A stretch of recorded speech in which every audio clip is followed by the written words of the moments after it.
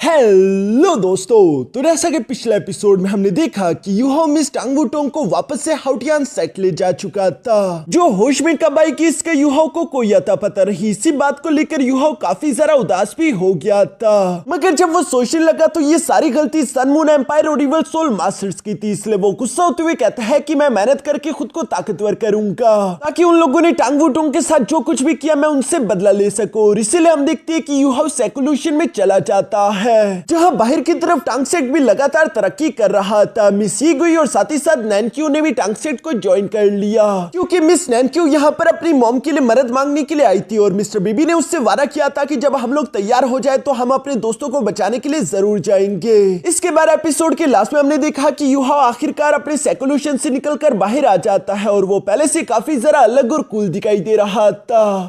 अब आगे तो नेक्स्ट एपिसोड की शुरुआत यहाँ टांगसेट के अरीना से होती है जहाँ पर हम देखते हैं कि मिस यीगुई और जू सेंशी एक दूसरे के साथ फ्रेंडली फाइट कर रहे थे और इस फाइट के दौरान जू सेंशी ने अपनी शील्ड का इस्तेमाल करते हुए काफी आसानी के साथ मिस यीगुई के हमले को ब्लॉक करके उसे पीछे की तरफ धकेल दिया। इसलिए मिस यीगुई हैरान होते हुए कह रही थी कि तुम्हारा डिफेंस तो वाकई में काफी ज्यादा स्ट्रॉन्ग है, जिस पर जू सेंशी भी फ्लेक्स करते हुए कहता है कि अभी तक तो मैं अपने सोल सेंट रेल्म में गया भी नहीं। एक बार मैं अपने डोमेन को एक्टिवेट कर लूं उसके बाद तो मेरा डिफेंस पहले से भी ज्यादा स्ट्रॉन्ग हो जाता है। यहाँ पर जू सेंशी ये सब कह ही रहा था तभी अचानक साइड से एक आवाज आई जो कि जू सेंशी से कह रही थी कि ब्रदर फिर मेरे साथ भी एक फाइट करके देख लो। और यहाँ पर सब लोगों की नजर उसी तरफ चली गई जहाँ हमें देखने को मिलता है कि वो आवाज किसी और की नहीं बल्कि यूहाओ की है जो कि काफी कूल तरीके से दरवाजा ओपन करते हुए आखिरकार सेकुल्यूशन से बाहर आ चुका था। सब लोग यूहाओ के इस बदले हुए रूप को देखकर काफी जरा हैरान दिखाई दे रहे थे क्योंकि यूहाओ इस चंद अरसे में पहले से बड़ा और हैंडसम लग रहा था। जू सेंशी भी यूहाओ की तारीफ करते हुए कहता है कि शाबाश लड़के, आखिरकार तुमने अपने सेकुल्यूशन को खत्म कर ही दिया और साथ ही साथ तुम्हारे पैर भी बिल्कुल ठीक हो चुके हैं। जो सुनकर यूहाओ भी जवाब देते हुए कहता है कि हाँ मैंने अपने पैरों को पूरी तरीके से हील कर लिया है। साथ ही साथ मेरे सारे के सारे मेंडेरियंस भी दोबारा एक दूसरे से कनेक्ट हो गया। मैं हेवन एंड अर्थ की एनर्जी को काफी आसानी के साथ अपनी बॉडी में कंट्रोल कर सकता हूँ और इसी वजह से यूहाओ की स्ट्रेंथ में भी इजाफा हो चुका था। मिस यीगुई और नैनक्यू भी यहाँ पर यूहाओ को सेकुल्यूशन से बाहर आता हुआ देखकर काफी जरा खुश थी। यूहाओ भी उन दोनों को ग्रीट करता है। दूसरी तरफ जू सेंशी यूहाओ से कह रहा था कि मेरे भाई पता नहीं क्यों लेकिन तुम्हारी एनर्जी पहले से कुछ अलग लग रही है, आखिर इसकी क्या वजह होगी। जो सुनकर यूहाओ से जवाब देते हुए कहता है कि अगर तुम्हें इसकी वजह जाननी है तो उसके लिए तुम्हें मेरे साथ फाइट करनी होगी, फिर तुम्हें खुद ही मालूम हो जाएगा। मिस्टर बीबी भी यूहाओ की ये बात सुनकर फौरन से जू सेंशी को बलि का बकरा बनाते हुए कहता है कि हाँ जू सेंशी तुम्हें यूहाओ के साथ फाइट करनी चाहिए ताकि हम लोग भी यूहाओ के इंप्रूवमेंट्स को देख सके। ये सुनकर तो जू सेंशी मुंह बनाने लगा और वो मिस्टर बीबी से कहता है कि पता नहीं क्यों ऐसा लग रहा है कि तुम जानबूझकर मुझे पिटता हुआ देखना चाहते हो, लेकिन चलो कोई बात नहीं, मैं इस फाइट के लिए एग्री हूँ क्योंकि मैं अच्छे से जानता हूँ कि यहाँ पर मेरे अलावा कोई इतना ज्यादा ताकतवर नहीं कि वो यूहाओ का मुकाबला कर सके। और इसीलिए हम देखते हैं कि जू सेंशी और यूहाओ दोनों ही अरीना में एक दूसरे से फाइट करने के लिए आमने सामने आ गए और मिस्टर बीबी भी फौरन से इस फाइट को शुरू करा देते हैं। जहाँ पर फाइट की शुरू होती है हम देखते हैं कि जू सेंशी ने जहाँ अपनी शील्ड निकाल ली थी, दूसरी तरफ यूहाओ कुछ एनर्जी का इस्तेमाल करते हुए अपनी दो उंगलियों के सामने एक ब्लेड क्रिएट कर देता है जिसका इस्तेमाल करते हुए उसने तीसरी के साथ आगे की तरफ बढ़ते हुए जू सेंशी पर अटैक्स करना शुरू कर दिए। यहाँ पर यूहाओ का ये एनर्जी ब्लेड इतना ज्यादा खतरनाक था कि इसकी वजह से जू सेंशी की शील्ड में क्रैक आने लगे। इवन की जू सेंशी भी ये देखकर सरप्राइज हो गया। वो यूहाओ से दूर हटते हुए फौरन से पीछे की तरफ आकर जुआनवू शील्ड फॉर्मेशन का इस्तेमाल करते हुए यूहाओ को उसके अंदर ट्रैप कर देता है। दूसरी तरफ फॉर्मेशन के अंदर हम देखते हैं कि यूहाओ ने भी अपने पास से खुद की सोर्ड बाहर निकाल ली थी जिसे सोर्ड ऑफ लॉन्गिंग कहते हैं। इस सोर्ड को यूहाओ अपनी इमोशनल एनर्जी का इस्तेमाल करते हुए बना रहा था और इसी का इस्तेमाल करते हुए हम देखते हैं कि यूहाओ ने काफी आसानी के साथ यहाँ पर जू सेंशी के जुआनवू शील्ड फॉर्मेशन को ब्रेक कर दिया। ऐसा करने के साथ ही यूहाओ हवा में भी फ्लोट करने लगता है जहाँ पर हम देखते हैं कि यूहाओ को मिस टांग वुटोंग की याद आ रही थी। उसी की यादों और उसे खोने के गम की इमोशंस को यहाँ पर यूहाओ इस सोर्ड में कन्वर्ट कर रहा था। इसी वजह से यहाँ पर इस सोर्ड ऑफ लॉन्गिंग को इस्तेमाल करते हुए हम देखते हैं कि यूहाओ की आंखें टांग वुटोंग की तरह चमकने लगी। इवन की उसके पीछे बटरफ्लाई विंग्स भी आ चुकी थी और यूहाओ यहाँ पर इस सोर्ड ऑफ लॉन्गिंग की एक स्लैश अटैक का इस्तेमाल करते हुए फौरन से जू सेंशी पर हमला कर चुका। जिस स्लैश अटैक को ब्लॉक करने के लिए नीचे की तरफ से हम देखते हैं कि जू सेंशी ने भी अपनी मल्टीपल शील्ड लेयर टेक्निक का इस्तेमाल कर दिया और ये टेक्निक काम भी कर जाती है। मगर ऊपर की तरफ यूहाओ भी तैयार खड़ा था। हम देखते हैं कि वो अपने सोर्ड ऑफ लॉन्गिंग को तेजी के साथ थ्रो करते हुए यहाँ पर उन सारे के सारे शील्ड्स के आर पार कर देता है। यूहो की ये पावर देखकर तो सब लोग ही सरप्राइज हो गए थे। इवन कि ज़ू सेंशी भी मजबूर होकर यहाँ पर अपने जुआनवो स्ट्रॉन्गेस्ट डिफेंस शील्ड को एक्टिवेट कर चुका, वरना वो सोर्ड ज़ू सेंशी को चोट पहुंचा सकती थी। और इसी वजह से हम देखते हैं कि यहाँ पर ये दोनों पावरफुल अटैक जब एक दूसरे से टकराए तो हवा में काफी सारा खतरनाक एनर्जी अनलीश हुई, मगर फिर भी इसके प्रेशर के कारण हम देखते हैं कि ज़ू सेंशी धकेलता हुआ पीछे की तरफ गया, जबकि यूहो को कुछ भी नहीं हुआ था। अब तो ज़ू सेंशी को भी अंदाजा हो चुका कि अगर उसे यूहो के साथ फाइट करनी है तो उसे अपने जुआनवो डोमेन की पावर एक्टिवेट करनी होगी। और यहाँ पर ज़ू सेंशी ने बिल्कुल ऐसा ही किया, जहां वो अपनी डोमेन की पावर एक्टिवेट करते हुए यूहो का फुल टू फुल सामना करने के लिए तैयार हो गया। लेकिन दूसरी तरफ हवा में फ्लोट करते हुए यूहो की आंखों से आंसू आ रहे थे, क्योंकि यूहो को मिस टांगुटोंग की याद आ रही थी। और यही दर्द भरे इमोशंस यूहो के फिस्ट ऑफ रिमेम्बरेंस टेक्निक को एक्टिवेट करने में उसकी मदद करते हैं। ये फिस्ट टेक्निक काफी ज्यादा डेंजरस थी। एक तरफ से यूहो का फिस्ट ऑफ रिमेम्बरेंस नीचे की तरफ आ रहा था, जबकि नीचे की तरफ से ज़ू सेंशी ने भी अपने वाटर जुआनवो स्पिरिट का इस्तेमाल करते हुए यूहो पर हमला कर दिया था। मगर यूहो का फिस्ट ऑफ रिमेम्बरेंस यहाँ पर उस जुआनवो स्पिरिट को ओवरशैडो कर देता है। और इसी वजह से हम देखते हैं कि ज़ू सेंशी इस अटैक के कारण हिट होता हुआ पीछे की तरफ उड़ता हुआ जा गिरा। इसी के साथ ये फाइट भी खत्म हो चुकी थी। सब लोग इस ज़ू सेंशी के लिए परेशान होते हुए फनोन उसके पास जाकर उसे देखते हैं, लेकिन ज़ू सेंशी सही सलामत था। मिस्टर बीबी उसे खड़ा कर देते हैं। दूसरी तरफ ज़ू सेंशी कह रहा था कि लगता है कि मेरे जुआनवो शील्ड को और जरा इंप्रूव होने की जरूरत है। ये तो अच्छा हुआ कि मैंने लास्ट मोमेंट पर अपने सामने खुद की शील्ड रख दी थी, वरना उस अटैक के कारण शायद मैं बुरी तरीके से इंजर्ड हो जाता, क्योंकि यह अटैक वाकई में काफी ज्यादा खतरनाक था। इसके बाद हम देखते हैं कि मिस्टर बीवी ने वहां से बाकी के सब लोगों को अपनी ट्रेनिंग करने के लिए भेज दिया था। यूहो ज़ू सेंशी के पास आते हुए कहता है कि भाई मुझे माफ कर देना, मैं अपने इमोशंस में खो चुका था। मुझे अंदाजा ही नहीं हुआ कि मेरी ये टेक्निक इतनी ज्यादा खतरनाक होगी, क्योंकि अगर मुझे मालूम होता तो मैं इतना डेंजरस अटैक तुम पर कभी ना चलता। ये सुनकर ज़ू सेंशी यूहो से कहता है कि कोई बात नहीं, मुझे तो तुमसे फाइट करके मजा आया। साथ ही साथ मिस्टर बीबी भी यूहो से कहते हैं कि कांग्रेचुलेशन, इस सेकुलेशन में रहते हुए तुमने खुद को पहले से काफी ज्यादा इंप्रूव कर लिया है। जिस पर यूहो जवाब देते हुए कहता है कि शुक्रिया, जब मैं सेकुलेशन में था तब मैंने अपनी कुछ टेक्निक्स और साथ ही साथ इमोशंस को कंबाइन किया, और इसी तरीके से मैं अपने लिए 3 न्यू मूव्स क्रिएट कर पाया हूँ, जिनमें से पहली टेक्निक है fist of remembrance, second technique है सोर्ड ऑफ लॉन्गिंग और तीसरी टेक्निक है हाउडोंग पाम। ये सुनकर तो ज़ू सेंशी यूहो से कहता है कि क्या कहा तुमने, तुम्हारे पास एक और पाम टेक्निक है जिसे तो अभी तक तुमने मेरे खिलाफ इस्तेमाल भी नहीं किया। मैं यही सोच रहा हूँ कि आखिर वो लास्ट पाम टेक्निक कितनी ज्यादा खतरनाक होगी। जिस पर यूहो जवाब देते हुए कहता है कि अभी के लिए मैं हाउडोंग पाम टेक्निक को एक्टिवेट नहीं कर सकता, क्योंकि उसे एक्टिवेट करने के लिए मुझे पहले इस टेक्निक को चार्ज अप करना होता है, और फिलहाल के लिए मेरी कल्टीवेशन इतनी ज्यादा नहीं कि मैं इस टेक्निक को जल्दी से एक्टिवेट कर सकूं। ये सुनकर तो ज़ू सेंशी यहाँ पर यूहो को तंग करने लगा, जिस पर मिस्टर बीबी ज़ू सेंशी से कहता है कि लगता है कि तुम्हारी मार काफी नहीं थी, तुम यूहो से और मार खाना चाहते हो।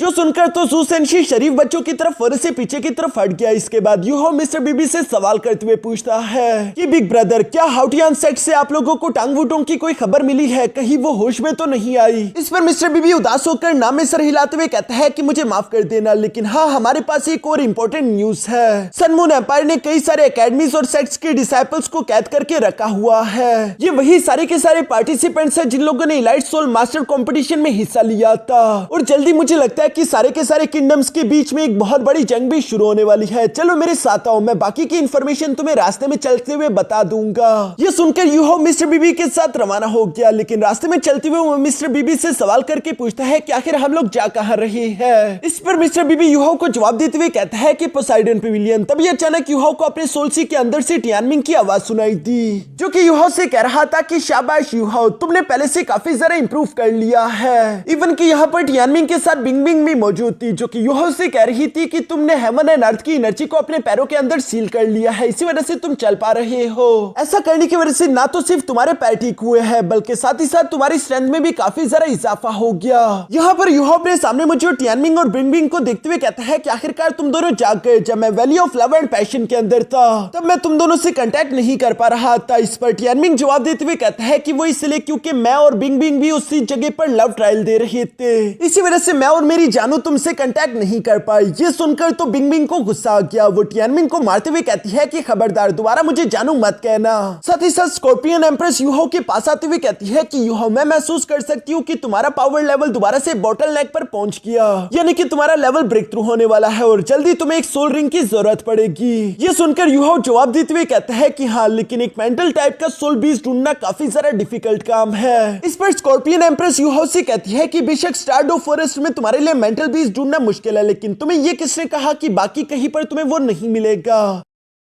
यूहो स्कॉर्पियन एम्प्रेस की ये बात सुनकर पीछे की तरफ पलटकर उससे कहता है कि कहीं तुम सन मून एम्पायर की बात तो नहीं कर रही। इस पर स्कॉर्पियन एम्प्रेस जवाब देते हुए कहती है कि हाँ, तुम बिल्कुल सही समझे, क्योंकि ओरिजिनल सन मून कॉन्टिनेंट के अंदर एक मेंटल टाइप सोल बीस्ट हुआ करता था जिसे इवल आई ट्राइंट के नाम से जाना जाता है। वो इवल आई ट्राइंट काफी ज्यादा इवल और बहुत ही ज्यादा पावरफुल सोल बीस्ट हुआ करते हैं। आज से 1000 साल पहले एक बार इवल आई ट्राइंट के लीडर ने हमारे स्टारडो फॉरेस्ट पर भी हमला कर दिया था। यानमिंग जवाब देते हुए कहता है कि हाँ, उस टाइम मुझे भी कुछ फियर्स बीस्ट ने कैद करके रखा हुआ था, लेकिन वो जंग मैंने खुद अपनी आंखों से देखी है। वो जंग जिसमें मुकाबला था इवल आई ट्राइंट के ओवरलॉर्ड और साथ ही साथ दूसरी तरफ डाइटियान, जो कि गोल्डन आई ब्लैक ड्रैगन किंग है। डाइटियान को स्टारडो फॉरेस्ट का सबसे ज्यादा स्ट्रॉन्गेस्ट बीस्ट माना जाता है और सब लोग उसके खौफ से डरते थे, लेकिन इस इवल आई ट्राइंट को इस बात से फर्क नहीं पड़ता। उसने डाइटियान के साथ 3 दिन और 3 रातों तक लगातार जंग लड़ी। आसमान पूरी तरीके से रंगों से भरा हुआ था, काफी ज्यादा खतरनाक जंग थी और आखिर में जब डाइटियान जीतने लगा था तो तब भी इवल आई ट्राइंट हार मानने के लिए तैयार नहीं था, बल्कि उल्टा उसने खुद को सेल्फ डिस्ट्रक्ट करने की कोशिश करी ताकि वो अपने साथ साथ पूरे के पूरे स्टारडो फॉरेस्ट को भी तबाह कर दे। ये सुनकर तो यहाँ पर यूहो भी हैरान होते हुए कहता है कि आखिर ये किस तरह का पागल बीस्ट है। इस पर यानमिंग जवाब देते हुए कहता है कि हाँ, ये सब कुछ होने वाला था, मगर तभी अचानक स्टारडो फॉरेस्ट के डेंजर जोन से एक अजीब सी मिस्टीरियस आवाज आई, जिस मिस्टीरियस आवाज के साथ ही वो जंग खत्म हो चुकी थी। ये सुनकर तो यहाँ पर स्नोगर्ल घबरा जाती है। दूसरी तरफ यूहो को भी समझ आ गया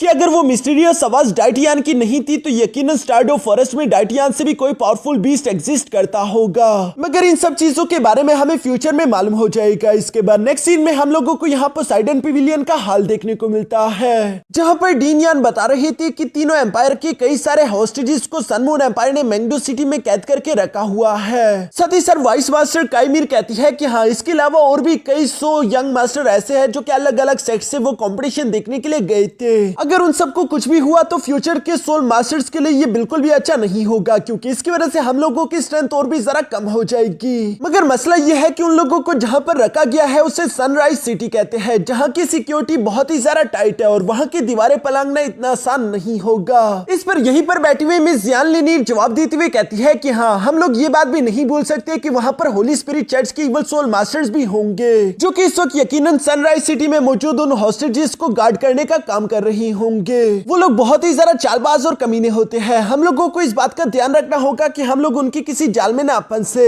इस पर मास्टर जुआन जवाब देते हुए कहता है कि हमारी शेक एकेडमी पूरी दुनिया के सोल मास्टर के लिए किसी होली प्लेस की तरह है, और अब चूंकि सन मून एम्पायर की तरफ से कई 100 सोल मास्टर्स को कैद किया गया है तो हमारी शेक एकेडमी हाथ पर हाथ रखकर भी नहीं बैठ सकती। हमें उन सोल मास्टर्स को बचाना होगा, चाहे ये मिशन कितना ही डेंजरस क्यों ना हो, लेकिन फिर भी हम ये काम जरूर करेंगे।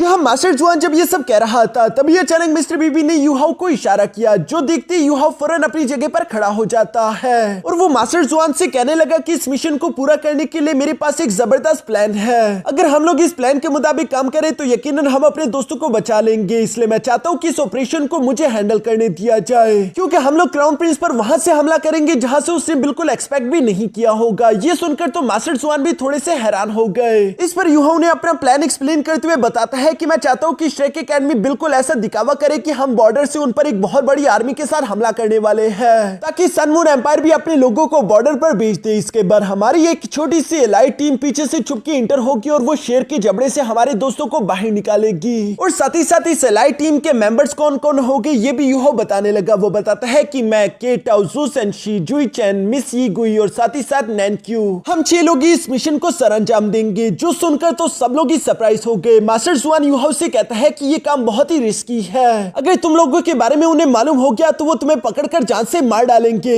इस पर यूहो जवाब देते हुए कहता है कि हाँ, आपने सही कहा, अगर हमारे बारे में उन्हें मालूम हुआ तो ऐसा हो सकता है। इसी वजह से मैं कोशिश कर रहा हूँ कि मैं वहां पर कम से कम लोगों को लेकर जाऊँ। जितने लोग कम होंगे उतना ही हमारे बारे में पता लगना मुश्किल होगा। साथ ही साथ यूहो इन लोगों को बताने लगा कि आखिर मैंने यही 6 मेंबर्स क्यों चूज किए। वो बताता है कि मैं तो इस एकेडमी का अल्टीमेट सोल्जर हूँ, मुझे शेक एकेडमी ने इसी तरह के मिशन के लिए ट्रेन किया है। दूसरी तरफ केटा और जुई चैन ये दोनों ही सन मून एम्पायर से बिलोंग करते थे, इसलिए ये दोनों उस जगह को और ज्यादा बेहतर से जानते हैं। साथ ही साथ इन दोनों को सोल गाइडेंस टूल के बारे में भी काफी नॉलेज है जो कि हमारे काम आएगी। इसके बाद जू सेंशी की बारी आई जो कि डिफेंस में काफी ज्यादा मजबूत था और वही इन लोगों के डिफेंस में काम आएगा। इसके बाद यीगुई की बारी आती है जिसके पास होली एंजल की मार्शल सोल है और इसी वजह से मिस यीगुई किसी भी इवल सोल मास्टर का आसानी के साथ मुकाबला कर पाएगी, जिसकी वजह से यूहाओ मिस यीगुई को अपने साथ लेकर जा रहा है। और जहां तक मिस नैनक्यू की बात है तो वही इकलौती वो इंसान है जो कि सन मून एम्पायर के शिकंजे से निकलकर बाहर आ पाई, यानी कि वो जानती है कि कहां पर सब लोगों को हॉस्टेज बनाकर रखा गया होगा। मैंने इन 6 मेंबर्स को बहुत ही सोच समझकर चूज किया है। हम लोग हर तरह से खुद का ख्याल रख लेंगे, इसलिए प्लीज हमें ये मिशन करने दिया जाए। यहाँ मास्टर जुआन के पास भी इससे ज्यादा बेहतर कोई प्लान नहीं था, इसलिए वो आखिरकार यूहाओ के साथ एग्री हो गए। जहाँ वो यूहाओ से कहते हैं कि मेरी शेक एकेडमी बॉर्डर पर इतनी तबाही मचा देगी कि उन्हें अपने ज्यादा से ज्यादा सोल्जर्स बॉर्डर पर भेजने पड़े ताकि यूहाओ अंदर की तरफ तुम लोगों का काम आसान हो सके, लेकिन फिर भी यूहाओ अपना ख्याल रखना क्योंकि हम लोग यहाँ पर तुम्हारा इंतजार करेंगे। ये सुनकर तो यूहाओ भी खुश हो गया चूंकि मास्टर जुआन से यूहाओ को इस मिशन की इजाजत मिल चुकी थी। तो इसलिए नेक्स्ट सीन में हम देखते हैं कि यूहाओ अपने 5 दोस्तों के साथ मिलकर यहाँ टांगसेट से इसी मिशन के लिए रवाना होने वाला था, जहाँ पर इन लोगों को अलविदा करने के लिए टांगसेट के मिस जैंगनिन, ज़्याओज़ो, मास्टर जीवन और मिस्टर बीबी भी आ जाते हैं। जहाँ मास्टर जीवन यूहाओ के पास आते हुए उससे बता रहा था कि ये मिशन तुम्हारा काफी जरा मुश्किल होगा। इस सफर में पता नहीं तुम लोगों को कितने सारे खतरों का सामना करना पड़ सकता है, इसलिए मेरे पास टांगसेट के जितने भी रिसोर्सेज है वो मैं तुम्हें देने जा रहा हूँ, इसी इमरजेंसी के टाइम पर इस्तेमाल करना। जो कहते साथ ही मास्टर जीवन ने यहाँ पर एक cat type soul guidance tool यहाँ यूहाओ को पकड़ा दिया था जिसे यूहाओ भी एक्सेप्ट कर लेता है। इसके बाद मिस्टर बीबी यूहाओ के गले लगते हुए कहता है कि जाओ दोस्त, लेकिन अपना ख्याल रखना। साथ ही साथ मास्टर जीवन भी यूहाओ और अपने साथियों से कह रहे थे कि जीत कर वापस आना, हम तुम्हारा इंतजार करेंगे। इसी के साथ हम देखते हैं कि यूहाओ अपने 5 दोस्तों को लेकर फिर से सन मून एम्पायर की तरफ रवाना हो जाता है, लेकिन ये लोग सीधा सीधा जमीनी रास्ता नहीं इस्तेमाल करने वाले थे, बल्कि ये लोग पानी में शिप का इस्तेमाल करते हुए दूर से घूमकर पीछे से इंटर होना चाहते हैं। एक तरफ सन मून एम्पायर का क्राउन प्रिंस जहां अपनी आर्मी को जंग के लिए तैयार कर रहा था, दूसरी तरफ ये लोग इस शिप का इस्तेमाल करते हुए लंबा सफर तय कर रहे थे। यहाँ पर कई दिन कई रातें गुजर जाती है। यूहाओ मिस टांगवुटोंग को याद करते हुए कह रहा था कि मैं नहीं जानता कि तुम होश में आई होगी या नहीं, लेकिन काश मैं तुम्हें जाने से पहले बता सकता कि ये मिशन कितना ज्यादा जरूरी है। इस वक्त क्राउन प्रिंस के शिकंजे में कई सौ सोल मास्टर्स कैद है जिन्हें बचाना सोल मास्टर के फ्यूचर के लिए बहुत ही ज्यादा इंपॉर्टेंट है, और इसलिए मैं यहाँ पर क्राउन प्रिंस को कामयाब होने नहीं दे सकता। मगर साथ ही साथ इस मिशन में लाइफ एंड डेथ सिचुएशन भी आएगी, तो यूहाओ इसी बात को लेकर परेशान हो रहा था कि क्या वो दोबारा मिस टांगवुटोंग को देख पाएगा या नहीं। यहाँ कुछ दिन और कुछ रात के सफर के बाद हम देखते हैं कि यूहाओ की शिप आखिरकार सन मून एम्पायर के पोर्ट तक पहुंच जाती है, जिसके टाइम का अंदाजा मास्टर जुआन भी लगाकर बैठे हुए थे, और उन्हें जैसे ही अंदाजा हुआ कि यूहाओ और उसके दोस्तों की शिप यहाँ सन मून एम्पायर के पोर्ट तक पहुंच चुकी होगी, तो वो भी फिर से अपने शेक एकेडमी के एल्डर्स को लेकर यहाँ सन मून एम्पायर के बॉर्डर की तरफ बढ़ना शुरू कर देते हैं, क्योंकि इन लोगों को यहाँ बॉर्डर पर हमला करना होगा ताकि सन मून एम्पायर के सोल्जर और उनकी आर्मी का सारा के सारा ध्यान बॉर्डर की तरफ पड़ जाए और ये लोग आसानी के साथ यहाँ सन मून एम्पायर के अंदर इंटर हो सके। यूहाओ भी खुद की शिप को पोर्ट में लगाने से पहले अपने दोस्तों को बताता है कि हम लोग सन मून एम्पायर में इंटर होने वाले हैं, इसलिए सन मून एम्पायर के कपड़े पहन लो, किसी को भी हम पर शक नहीं होना चाहिए, और अगला हमारा जो भी कदम होगा वो सिर्फ मेरे ही हुक्म पर उठाया जाना चाहिए। यूहाओ की बात से उसके सारे दोस्त एग्री करते थे। दूसरी तरफ सीन शिफ्ट होकर यहाँ सन मून एम्पायर के बॉर्डर पर आ गया, जहां बॉर्डर पर हजारों की तादाद में सोल गाइडेंस कैनन लगे हुए थे। साथ ही साथ पूरे 10 किलोमीटर तक के एरिया को यहाँ हवा में मौजूद फ्लाइंग सोल गाइडेंस टूल ने भी कवर करके रखा हुआ था। मास्टर डीन कियान ये सब देखते हुए अपने साथियों को बता रहे थे, जिस पर मास्टर यान जवाब देते हुए कहता है कि ये तो अच्छी बात है ना, क्योंकि जितनी ज्यादा यहाँ इस बॉर्डर की सिक्योरिटी टाइट होगी उतना ही यूहाओ और उसके दोस्तों को अपना मिशन कंप्लीट करने में आसानी होगी। जो सुनकर मिस यान लिनीर भी जवाब देते हुए कहती है कि हाँ आपने सही कहा, तो चलो फिर क्यों ना यूहाओ और उसके दोस्तों के लिए यहाँ चारों तरफ पटाखे बजाना शुरू किया जाए। वैसे भी हम लोगों का काम यहाँ सन मून एम्पायर का ध्यान अपनी तरफ खींचना है। दूसरी तरफ हम देखते हैं कि यूहाओ और उसके दोस्त भी बेस बदलकर आखिरकार यहाँ सी सिटी के पोर्ट के अंदर इंटर हो चुके हैं। मास्टर जुआन इस बात को महसूस करते फौरन ऑफिशियली इस मिशन को शुरू कर चुके, जहाँ पर वो अपने साथियों से कह रहे थे कि यूहाओ और उसके दोस्तों का मिशन हम लोगों से ज्यादा मुश्किल होगा, इसलिए तुम लोग अपनी पूरी जान लगा देना। जिसके साथ ही हम देखते हैं कि यहाँ पर मास्टर जुआन वन और उनके एल्डर्स ने अपनी अपनी पावर्स एक्टिवेट करना शुरू कर दी, जिन पावर्स का इस्तेमाल करते हुए ये 6 के 6 एल्डर्स सन मून एम्पायर के बॉर्डर पर हमला कर देते हैं। इसी के साथ आखिरकार जंग का आगाज हो गया। चारों तरफ तबाही तबाही मच रही थी। ये 6 के 6 एल्डर जितने ज्यादा सोल गाइडेंस टूल को तबाह कर सके उतने ज्यादा को तबाह कर रहे थे। और साथ ही साथ हमें जानने को मिलता है कि सन मून एम्पायर और भी अपने कई सारे सोल्जर्स को बॉर्डर की तरफ उन्हें महफूज बनाने के लिए भेजना शुरू कर चुका था। यूहो भी अपने दोस्तों के साथ सनराइज सिटी में इंटर कर देता है, जहां पर उसने अपने दोस्तों को अलग अलग जाने के लिए बोल दिया था ताकि ये लोग किसी की नजर में ना आए। इसी के साथ हम देखते हैं कि यूहो का ये ऑपरेशन रेस्क्यू सोल मास्टर शुरू हो गया, जहां मिस नैनक्यू सनराइज सिटी की तरफ बढ़ते हुए अपने मन में कह रही थी कि मॉम मेरा इंतजार करो, हम आपको बचाने के लिए आ रहे हैं। साथ ही साथ हमें देखने को मिलता है कि यूहो इन सब लोगों के साथ अपने सोल डिटेक्शन टेक्निक को शेयर कर रहा था। और यहाँ इसी सीन के साथ हमारा ये एपिसोड यहीं पर खत्म हो गया।